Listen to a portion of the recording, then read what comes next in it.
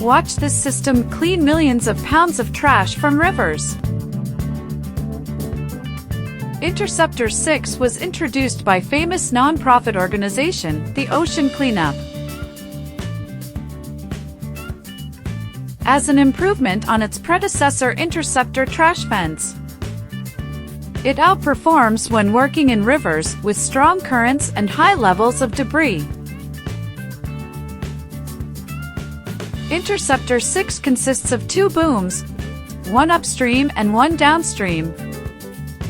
The upstream takes the majority of the pressure and debris.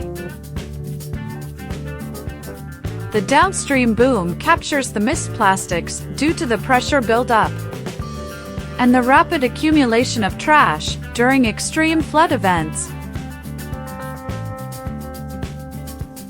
The booms are positioned at a slight angle towards the incoming currents to better guide the plastics into a collection towards the system. The collected plastic is then extracted from the river by excavators and transported to the shore for disposal or recycling. The new solution is capable of capturing and holding large volumes of plastic, while still allowing sufficient water flow to reduce pressure on the system. The Ocean Cleanup plans to deploy more interceptor systems in 1,000 rivers by 2025.